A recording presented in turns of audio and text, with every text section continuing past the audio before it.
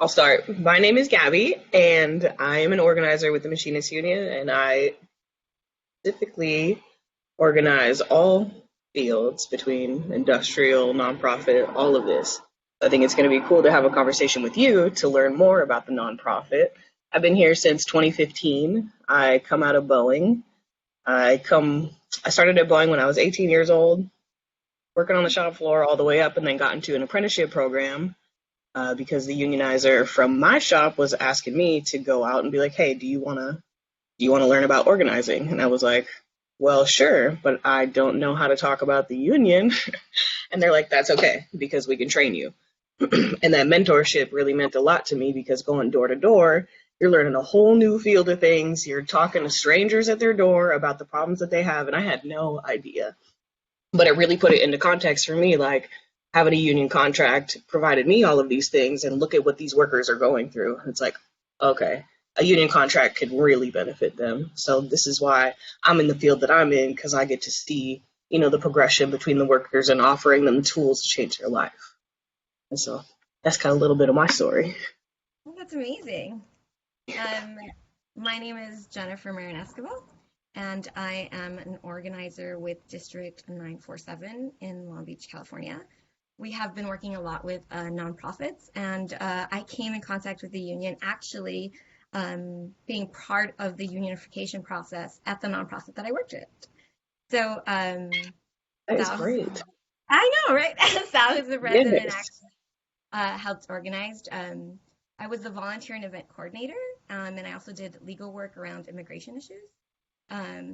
So for me, it's this idea, and every time that I have a conversation with people on nonprofits, it's the same thing that labor rights are human rights, right? That the economic impact that your job has on your life and dictates every part of what you do with it is just so important. So being able to be in a union setting makes that much of a difference. Being able to believe that you have a voice in your workplace is so essential. And so for Yes, those girl. that advocate for others, it's so important to be able to have an advocate that's going to sit with you. And so as we went through the process of organizing, and it's funny because in the nonprofit setting, you do have a lot of organizing in different spaces. And so when we talk about organizing, you talk about organizing the community around certain issues or organizing to create events to help people. So I felt like it was such a great progression. I've had such an amazing time with the IAM. I feel like they are so receptive to new ideas and being able to approach things in a different direction, which has given me the ability to continue to do what I love to do, which is organize. I feel like we all have the power to make a difference. And even if you put a grain of sand, that's the grain of sand that you added to someone. And I feel really humbled to be here. And so I'm excited to do what I do every day. That is incredible. That is a really great story. And I think a point that I got from what you just said is mentorship, especially for us as millennials, is very valuable for us to feel like we are a part of something bigger, and Absolutely. how I feel like that's a big part of how we kind of came to and why that's important to us, especially giving us the freedom to create, because us in our realm, like, how does that make you feel having that mentorship and the freedom to be able to create within the realm that you're working in? Right. Like, I think that it's great that they give you direction, but they also allow you leadway to create the path, right? So they're like, this is where we're going. And then it's like, these are the tools. And you kind of get to forge that. And that creates that trust between both your leadership and yourself. And that gives you the ability to say, like, you know what, I can do this. And if I have a question, I'm going to come back. And I know that you're going to be there. And that's essential to be able to grow. And this environment allows that. And that's what we're trying to get to. I feel like in the nonprofit world, we're trying to get to the point where that's the kind of leadership that we want. We want to be able to put in input. And so if the union gives that ability, just opens up that space, that's like such a beautiful thing to be able to do. Amen. Yes. And I think even with us, I think it's amazing the trust that they put in us. I think us as organizers, we're able to gain that trust with the people that we are trying to unionize? How do you feel like that works within the nonprofit? How do you build that trust with the people that you're trying to unionize? Right. And one of the things that is like the most rewarding thing is to come back and have like, I've sat in meetings where you do have some people that maybe because of their experience are not for unionizing. And you're like, okay, I understand that, but you're still going to listen to me. And at the end of that, the core group comes back and says, like, you really did a good job, or like you all expressed what we wanted, and you really, we trust you, we trust your judgment. And so when you make a recommendation, because it's that they are the union and you're just that guiding force, so when you make that recommendation for them to be like, I trust you enough to take that back and I'm going to implement it, it's like really amazing. It's an amazing feeling. It really is. And it's amazing to Absolutely. watch growth of some people in the process. Some people that maybe Yes. weren't as vocal, and now we're like, you know what? You've given me enough tools that I feel super confident in what I'm doing, and I'm going to go out there and have conversations. And it's amazing to watch the growth, and yeah, it's Yes. really inspiring to keep doing what you're doing. I think it's a gift as organizers that we're able to empower people to take those tools, Yeah. because we too are empowered, but that's the guiding force. And I think that's incredible. Why don't you tell us about some of the groups that you have organized within the nonprofit facilities? Yeah, of course. So we've worked with anywhere from, it's called ELAC, are the acronyms, and it's East Los Angeles Community Corporation. And what they do is they offer affordable housing to the community of East LA. And they do amazing work around that and like different issues. They do also like vendor right issues. And so it's amazing to watch the work that they do. We work with the Wage Justice Center, and they work around workers' rights. And it's so interesting. I think that with their management, we've been able to develop the best relationship. And I think that it's really interesting to me. They were like, we need a union, but we want to do this in a holistic way.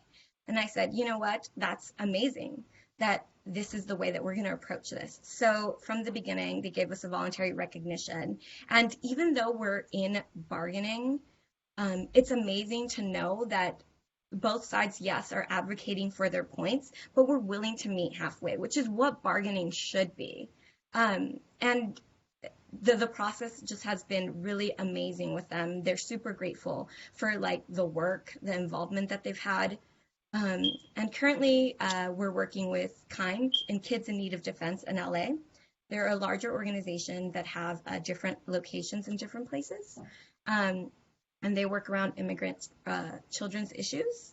And so that has also been a very interesting experience for all of us, knowing that you're organizing one location and there's other locations watching and like kind of living the process with you without having a say has been really interesting. We've had people reach out and say like, hey, I'm not in that location, but I do support and I want to know more. So just seeing all of that and receiving all the information, every lead that we've gotten has been from like, oh, by the way, we organized with the IAM and they're so supportive of the process and they really do give you a lot of information. You should contact them because they're the people that you want to organize with, has been really rewarding. I feel like that's the best part of it.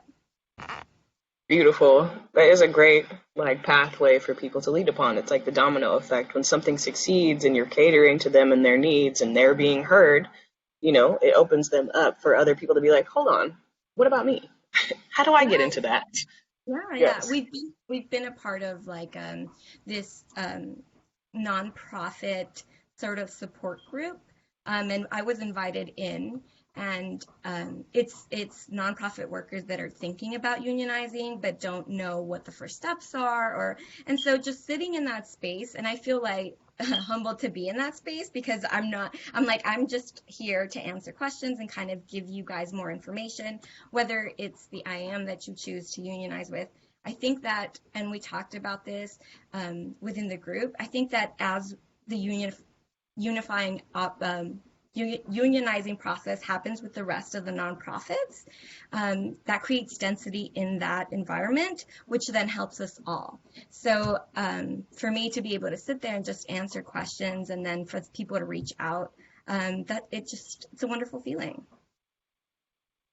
I think it's amazing, especially within the nonprofit kind of like what we're doing, our values align with them because we're all doing boots on the ground work within that realm. And I see that a lot more in non-for-profit facilities because they do care about the people. Like with kids, it's the same stuff. Our values align. Like we're trying to help people who help people.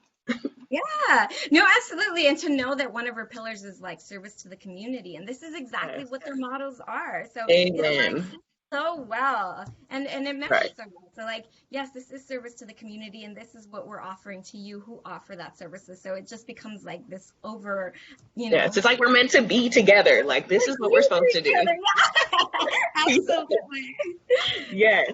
What do you think some of the reasons are that nonprofits are now wanting to unionize? What makes you think that they're stepping out to have their voice heard? I mean, what do you think is happening?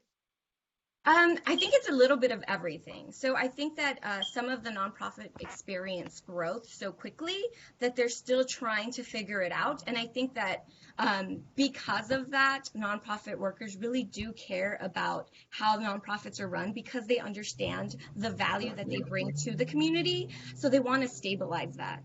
I heard Yes. someone say once, like, this nonprofit is a pass through, not a destination. And I'm like, Mm, no, that's what we're trying to get to. We're trying to get to the point where this becomes a destination, even if it's not a permanent one. You can establish it and you can, retain talent because yes. with retainment of talent comes knowledge, and with knowledge comes better service. So being able to Yes, help girl. recreate that is just an amazing, yeah. Yes, I feel the same way. Because I'm wondering, I believe that because I'm working with a group now, and it's growth. They're doing more for the same or for less, and it's just they're growing too big for their britches. So I completely understand, especially with the essential workers and COVID and all of this stuff going on, putting more pressure on the people to do more for less, which is unfortunate because there's such an inherent value in what they do, especially the service to the community, and that's something that we all need to uplift. That's a big part of being unionized. I Right. think it's And an amazing path.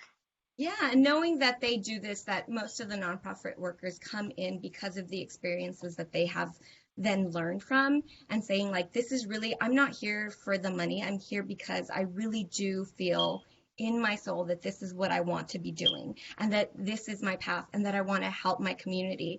Knowing that Yes. they're so, just so giving. And so we want to be able to say, like, yes, we love the idea that you're taking care of others, but what are you doing to take care of yourself, right? And so for us, we are there to say that, and they are there to like receive that and be like, you're right. I haven't thought of, also these are the needs of the community. But for me to be able to do my work in peace or with dignity and to have that life work balance, I do need to take a step back and realize that I need that help to establish those boundaries. Yes, that is so important. It's so important because when we do have a service, it's hard to take time for ourselves. It's beautiful to have this whole union behind us to have those resources to help those as such. What do you think some of the unique challenges in forming a union at nonprofit are that you face? Mm. So I think that one of the unique challenges is nonprofits have a board of directors. And the board of directors kind of oversees sometimes what the nonprofits do. And I've experienced different things. Some board of directors are really involved, some are more of a hands off. But the ones that are really involved, you can definitely see sometimes the disconnect between the people that are offering the services, and top level management. And sometimes that disconnect is what has brought them to unionizing. So for us to be able to approach and say, most people think unionizing is about money, but it really isn't. Unionizing is about a lot more than that. It's about being able to voice a concern. It's about being able to approach management without fear of retaliation. It's about, offering suggestions and feeling like you're being heard. And so for us to be able to advocate for them and actually pass that message along and say, like, hey, this wasn't about money. This was more about structure and being able to have a voice and being felt like you're understood and listened to because they're the ones that are listening and they're close to that community. So I think that that's one of the challenges, but it's also like the most important part of what we're doing. Um, as millennials and within the time that we're in, how do you like what is the role that technology has played in assisting in organizing workers within this industry? We got Blue to get up with jeans. the times, girl. I'm like, blue jeans and Zoom has been everything. No. Yeah, me too. Me too. Hmm. FaceTime. No, but yeah, I think that one of the things that as an organizer you understand is that you need face to face, right? You need to be able to see expressions and like, just give a smile to someone when it's needed or that reassurance, like, you got this, I know you do. Yes. And vice versa. Sometimes you need that from them, like, Oh You did yeah. this. Yes. So being able to have that is really important. But some of the other tools that I think have been like so essential is being able to send out, like an electronic A card and have them sign it and say like have that come back and the information be viable. That's really been important.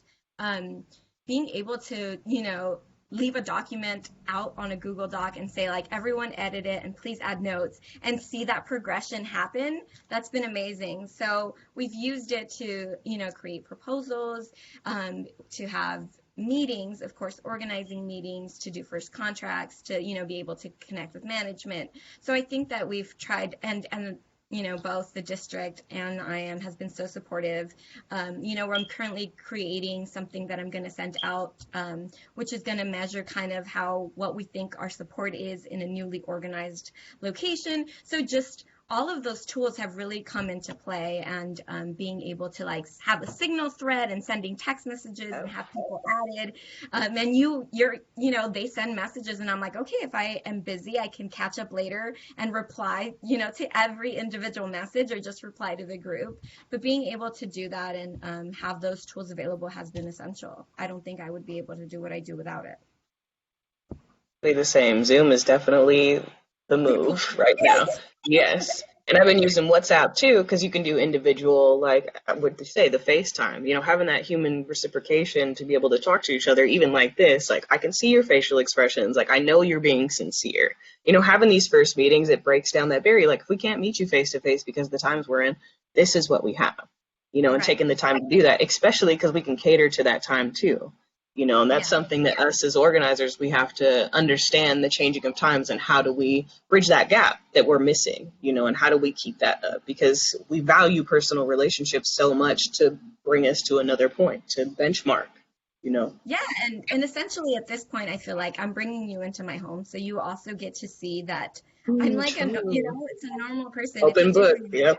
yeah, like you'll see my kids running around or the dogs Yep. And your barking. husband, the dog snoring. Okay. We're like, okay, The she's dog has human. something to Yes. say. But that also, I think that it opens up and gives you that connection with who you're working with, because it's like, oh yeah, I also get to see your kids, or I get to wave, and it brings me closer into who you are. It brings you closer to understand who I am, where my values lie, where our values lie as an organization as well, and how if I have to do this and my kids are here, I'm not going to be like reprimanded, or there's no sort of like hesitation on my part, because I know that this is where we're at and this is how we're doing things and this is how it works. You are human, and that is what we like to see. Like we are just like you. Like, oh, she got kids in a family. Cool. I can do this too. Like I can make a sandwich and organize at the same time. Okay, Yeah, this is what we we're can working do. moms. Like, this is what Yes, happens. I have things to do. Yes, and I still Yeah. care. We Yeah. all care, and that I think that builds empathy too, which is something that we kind of lack as a society. Is this is how we build like we care for each other, familiarity, like with the community. I think this is like very, very important. Why do you think it's so important for us as millennials to be involved in this process of organizing in general? I think organizing just on different levels is so important, whether it be politically, whether it be for your community, whether it be for something that you believe in, because I think that that's what you're adding, right? You always are.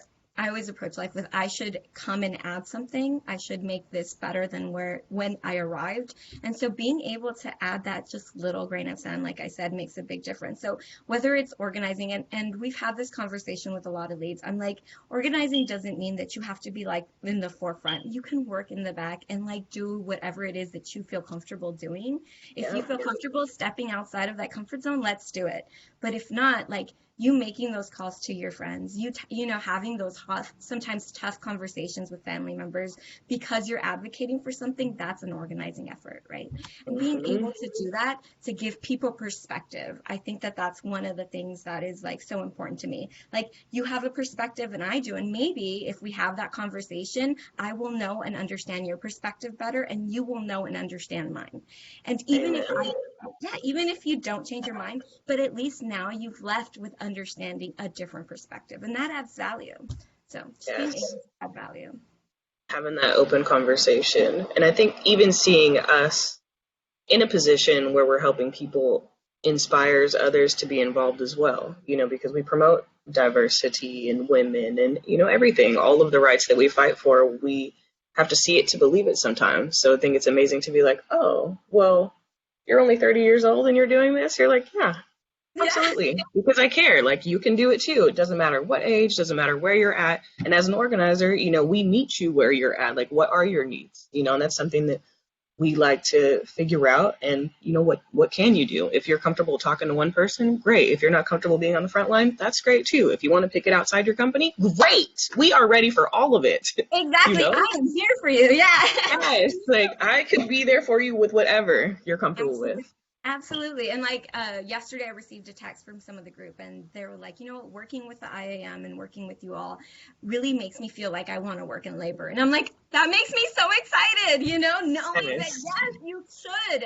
If that's a transition that you feel you want to make, like, yes, I can't wait to add more advocates into what we're trying to do, you know, into our Yes. movement, because it is a movement. And I really do hope that people make that connection. Labor rights and workers' rights are human rights. We all take a part of Yes. that.